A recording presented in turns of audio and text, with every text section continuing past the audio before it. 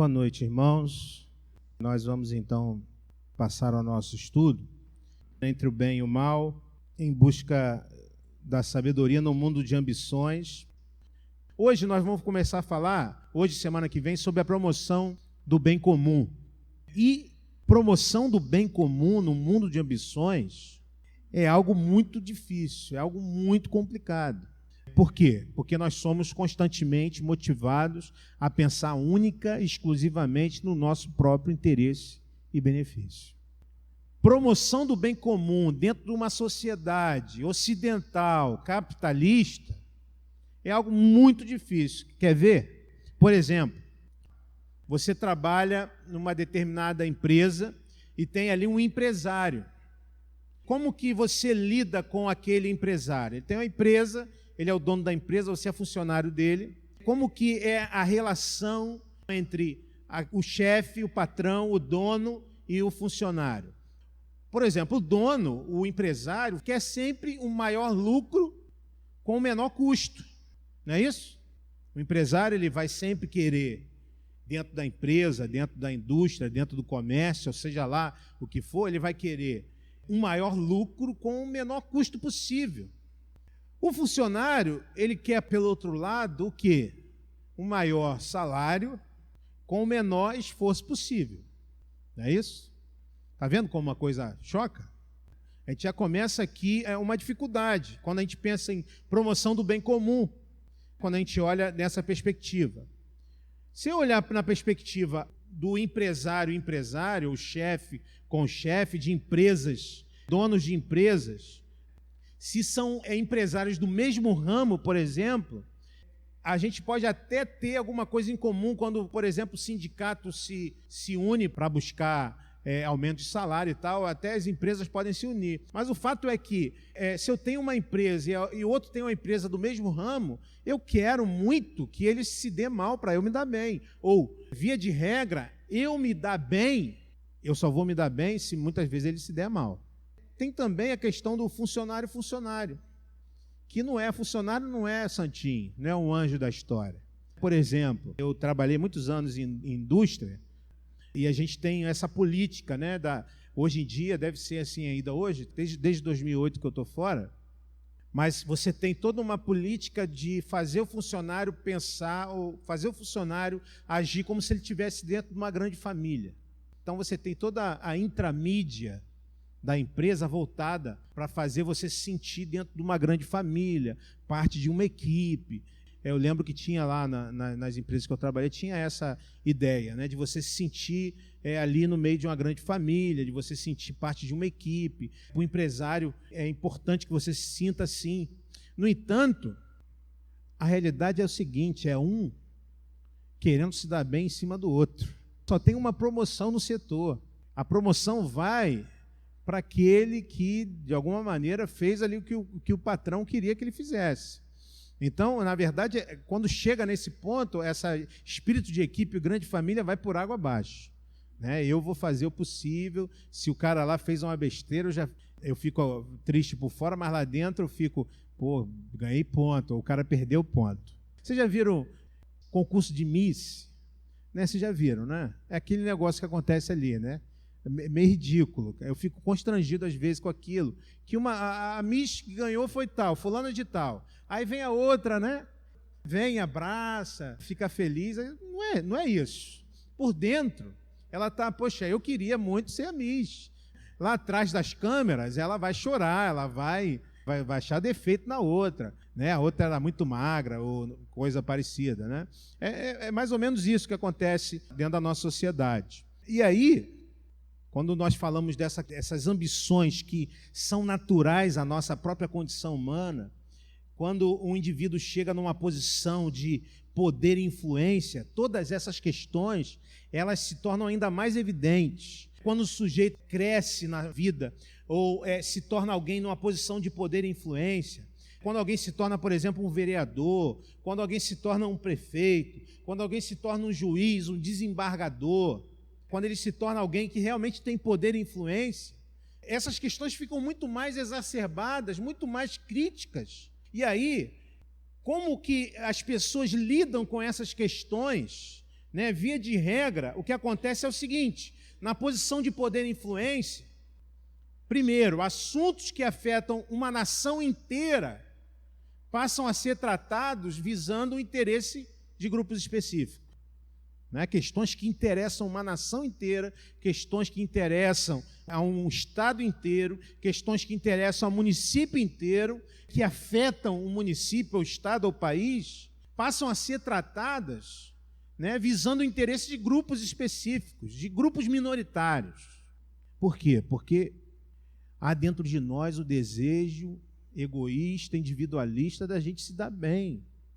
Há dentro de nós uma competição muito natural que está exacerbada dentro desse processo, desse mundo e dessa sociedade ocidental capitalista, que faz com que, por exemplo, pessoas quando chegam numa posição de poder, como chegam numa posição elevada dentro da sociedade, quando sentam numa cadeira para governar um município, para governar um estado, ou para presidir um país, muitas vezes pessoas sentam com essa perspectiva. Assuntos que afetam uma coletividade inteira passam a ser tratados visando o interesse de grupos específicos.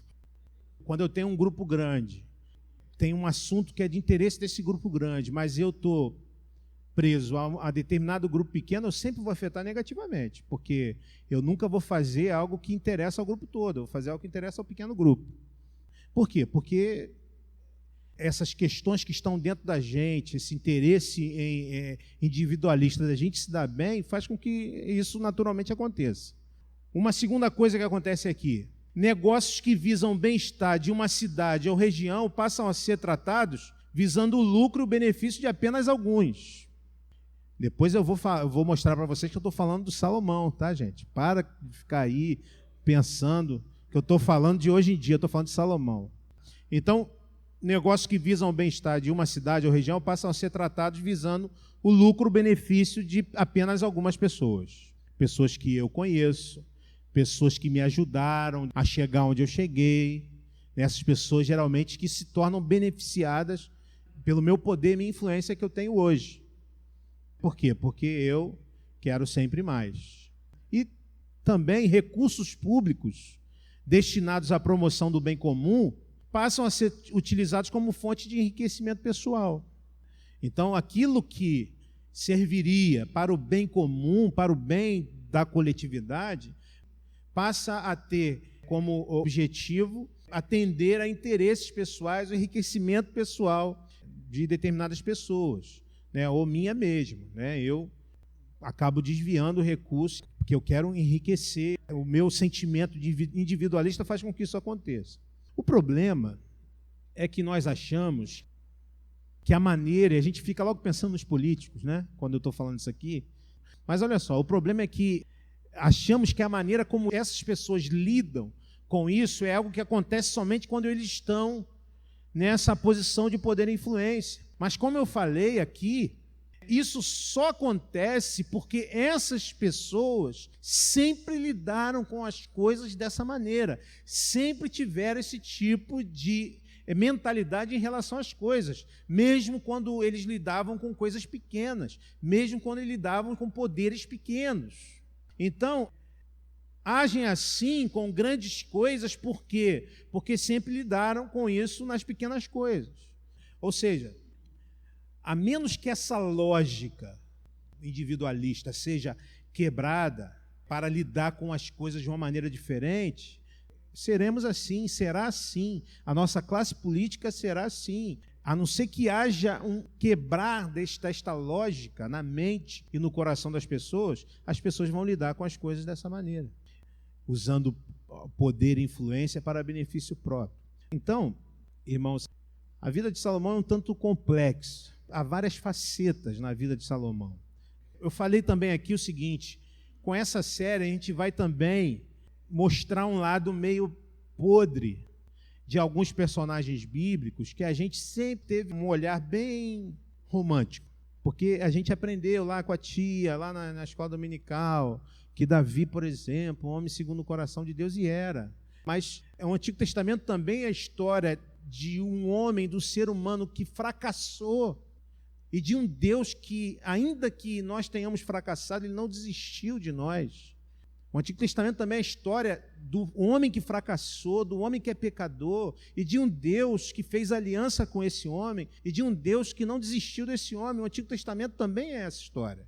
Então, talvez eu vá aqui, ao longo desses estudos, tirar aquela imagem de herói. Porque nós vamos ver um Salomão, a princípio, e hoje ainda um Salomão sábio, mas um Salomão que ao longo da sua vida vai perdendo essa sabedoria, vai perdendo não, ou vai deixando de exercer essa sabedoria e praticar essa sabedoria. Então, o Salomão, ele é também culpado pela divisão do reino. E nós vamos ver isso, não hoje, mas vamos ver isso ao longo quando a gente continuar aqui. Então, olha só, poder e influência nas mãos de Salomão, é isso que nós vamos ver, já. A gente vai entrar aqui no Salomão, vai ter que dar uma paradinha para voltar semana que vem. Então, olha só, esse texto foi o texto que a gente usou lá no início. Salomão, ele foi para uma cidade, naquela cidade, numa determinada noite, Deus se revelou a ele e falou com ele o seguinte: Salomão, me pede o que você quiser e eu te darei. Já pensou? Se Deus parece para você e fala isso, pede o que você quiser, eu vou te dar agora o que você quiser. E aí, o que você pediria? Vou te dar agora o que você quiser, só pedir. Salomão responde isso aqui: dá, pois, ao teu servo um coração cheio de discernimento para governar o teu povo e capaz de discernir entre o bem e o mal. E aqui dá origem o tema, né? Discernir entre o bem e o mal. Não sei se vocês lembram, mas eu falei o seguinte: esse termo aqui, coração cheio de discernimento, na língua original, ele também pode ser traduzido por um coração que escuta. Coração cheio de discernimento é um coração que escuta. Isso já nos traz um ensinamento precioso. Se nós queremos sabedoria, precisamos escutar mais.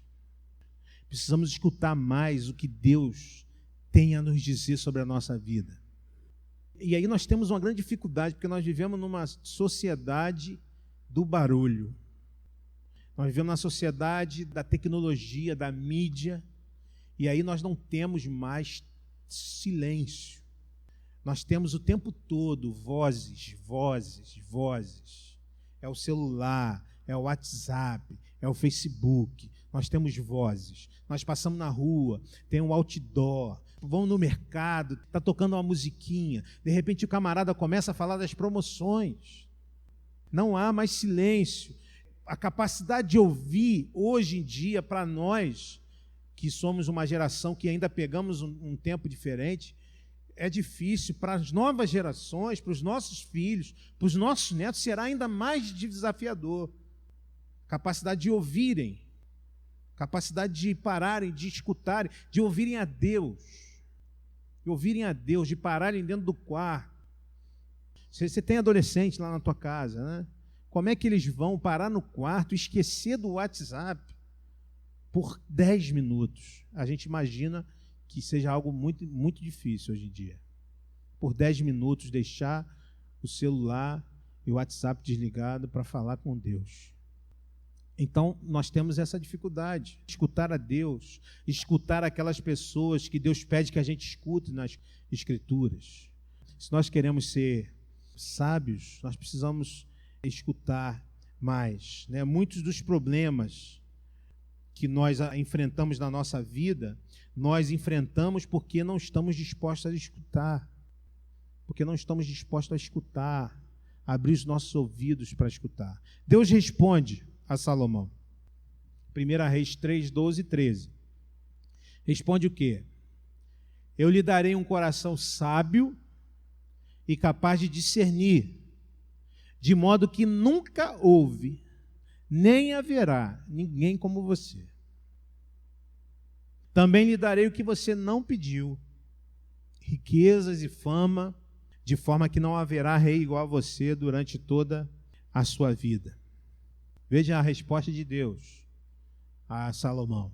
Eu queria destacar 3 coisas aqui nessa resposta de Deus. Primeiro, ele diz: eu lhe darei um coração sábio.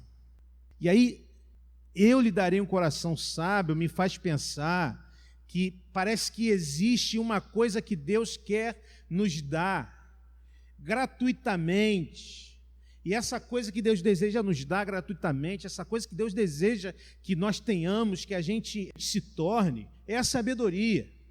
Tiago diz o seguinte: se alguns de vocês não têm sabedoria, peça a Deus e Ele dará livremente.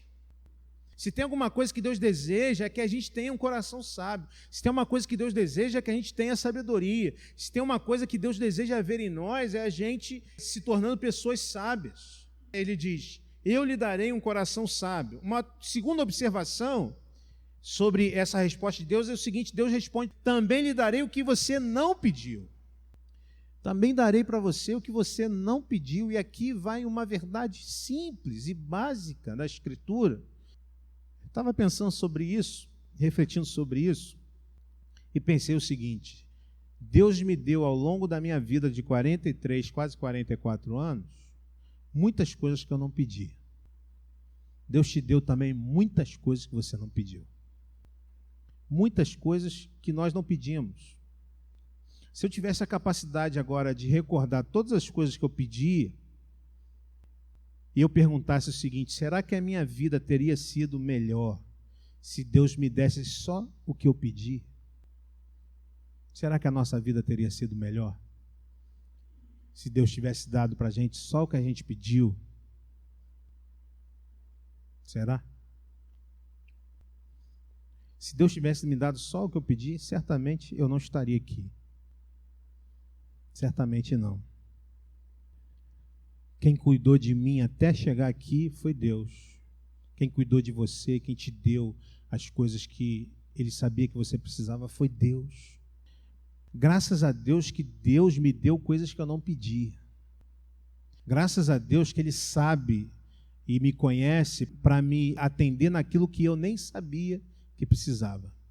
Quando eu vejo isso aqui, eu penso nisso. Lhe darei um coração sábio, mas Deus deu além do coração sábio, deu também o que Ele não pediu. E o que Ele não pediu? O que foi que Ele não pediu, irmãos? Riquezas.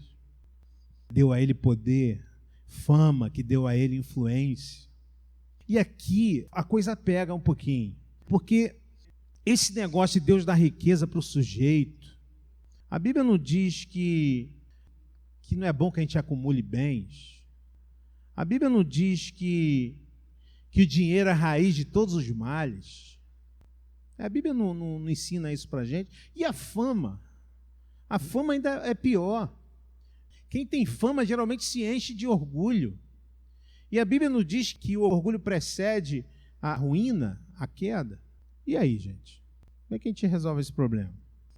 Eu vou falar de 2 equívocos em relação à questão de riqueza e a gente vai encerrar para a semana que vem a gente voltar. Mas eu quero que você preste bastante atenção aqui para a gente evitar 2 equívocos em relação às riquezas. O primeiro equívoco é um equívoco ideológico. Nos anos 60, 70 e 80, principalmente no contexto latino-americano, surgiu um movimento que começou a ler as Escrituras com um óculos marxista, que foi aquele movimento que começou com Karl Marx e que gerou o comunismo, que é um ideal de uma sociedade que não fosse nesse molde capitalista, que fosse uma sociedade igualitária.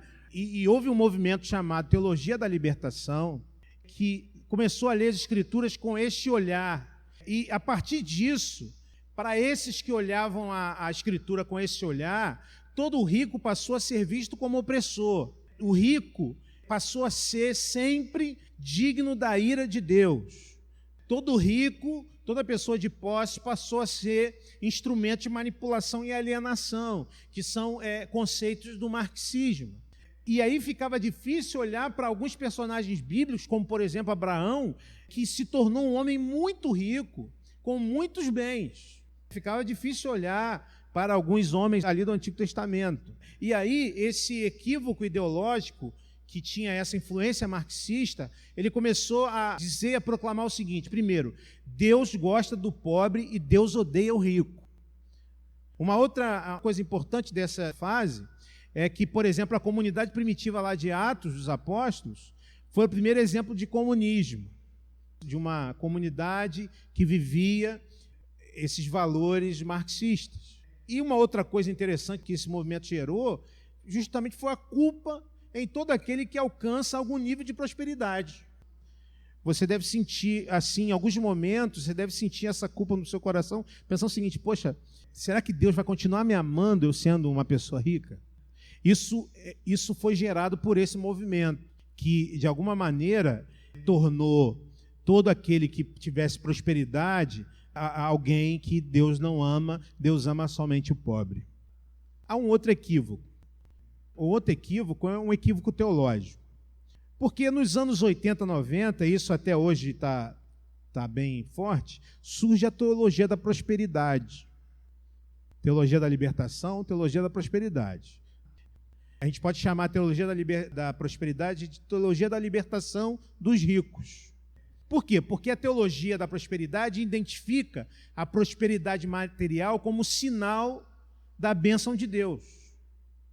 Se a teologia da libertação dizia que a prosperidade material era, todo aquele que tivesse prosperidade material era odiado por Deus, a teologia da prosperidade diz o seguinte: a prosperidade material é sinal da bênção de Deus.